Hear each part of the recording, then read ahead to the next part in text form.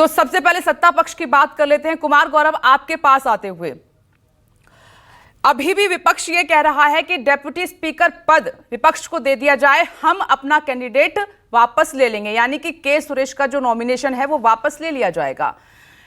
सीधा आरोप है कि सरकार जो है हठधर्मिता पर है। तो ऐसे में सत्ता पक्ष की अभी मजबूती हम देख रहे हैं कि अगर संख्या बल के हिसाब से देखें तो ओम बिरला का जीतना तय है। तो अभी रणनीति क्या है और चुनाव से पहले का प्रोसेस किस तरह से रहेगा?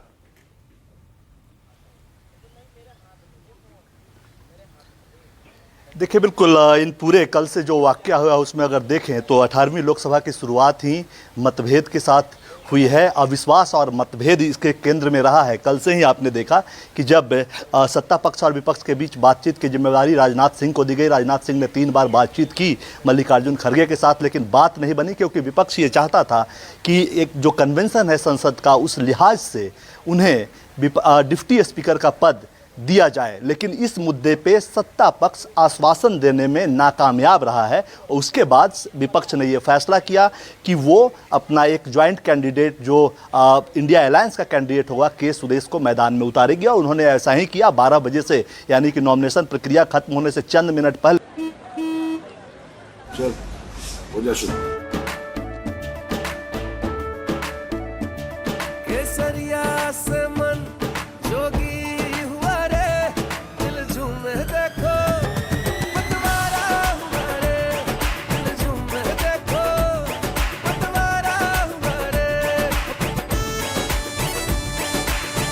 हर पल मनाओ केसरी त्योहार। विमल, बोलो जुबान केसरी। के सुरेश जो 8वीं बार के सांसद हैं कांग्रेस पार्टी से, उन्होंने स्पीकर पद के लिए अपना नामांकन दाखिल किया। जाहिर तौर पे एनडीए की तरफ से ओम बिरला, जो कि 17वीं लोकसभा में भी अध्यक्ष के तौर पे काम कर चुके हैं, स्पीकर के तौर पे काम कर चुके हैं, उन्होंने ही नामांकन एनडीए की तरफ से दिया है।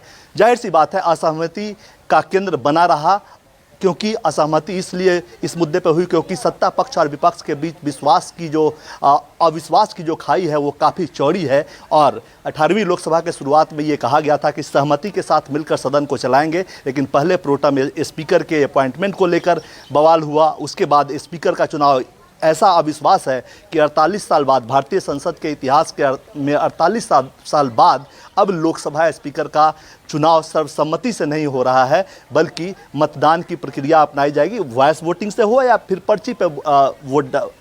पर्ची के जरिए मतदान किया जाए। जाहिर तौर पे आज 11 बजे जब सदन की शुरुआत होगी तो वैसे में प्रोटेम स्पीकर प्रस्ताव लाने की बात करेंगे। प्रधानमंत्री प्रस्ताव पेश करेंगे कि ओम बिरला को 18वीं लोकसभा का स्पीकर नियुक्त किया जाए।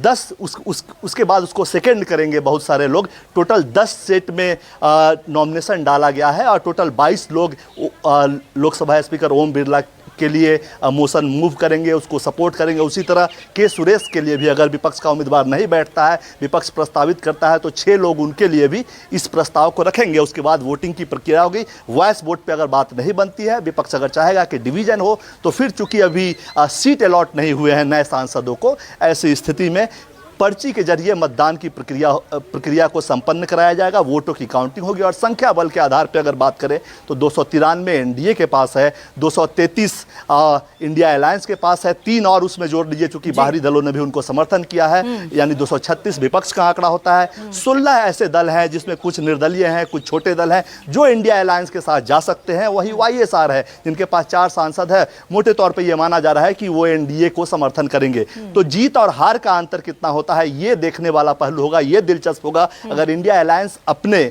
नंबर्स को बढ़ाने में कामयाब होता है तो जाहिर तौर पे एक मोरल बूस्टर के तौर पे ये काम करेगा, क्योंकि राहुल गांधी को अब विपक्ष का नेता नियुक्त किया गया है और पहली लड़ाई है सदन के पटल पे सत्ता पक्ष और विपक्ष के बीच। तो ऐसे में मेडन ओवर नहीं खेलना पसंद करेंगे राहुल गांधी, और कांग्रेस पार्टी और उनके तमाम जो मैनेजर्स हैं वो अपने नंबर्स को बढ़ाने का प्रयास करेंगे। वही स्थिति सत्ता पक्ष की तरफ की होगी कि वो चुनाव में भी उनसे जीत कर आए हैं, भले ही मैसिव बहुमत उन्हें पिछली बार की तरह नहीं मिला हो, लेकिन इंडिया अलायंस के तौर पर वो बहुमत में आए हैं, वो भी अपने नंबर्स को बढ़ाने का प्रयास करेंगे। तो जाहिर तौर पर एक नई संसद में नई इबारत भी लिखी जाएगी और 48 साल बाद देश में स्पीकर का चुनाव होते हुए देखा जाएगा।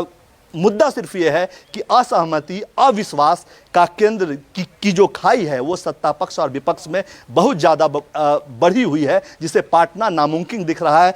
आगाज ऐसा है 18वीं लोकसभा का, तो अंजाम समझिए कि आगे 5 साल और क्या होगा। आज किस स्थिति में क्या भाषणबाजी होती है, क्या नेता को क्या स्पीच देते हैं, उससे आपको विपक्ष का भी आक्रामक मुद्दा नज़रिया नज़र आएगा, सत्ता पक्ष का भी नज़र आएगा। और कहीं ना कहीं, लेकिन हाँ, इतिहास में इसे एक याद रखा जाएगा कि तीसरी बार लोकसभा के स्पीकर का चुनाव हो रहा है संसदीय इतिहास में, नई संसद में, जहां नई बात कही जा रही थी कि देश को एक साथ लेकर सभी सत्ता पक्ष विपक्ष बढ़ेंगे। लेकिन अविश्वास की खाई इतनी चौड़ी है कि लोकसभा स्पीकर के मुद्दे पर भी सहमति नहीं बन पाई है। जी बिल्कुल, आपने 5 साल का जिक्र यहाँ पर कुमार गौरव किया आपने 5 साल का जिक्र। इसी से जुड़ा हुआ मेरा सवाल है वो मैं संजीव त्रिवेदी से पूछूंगी, लेकिन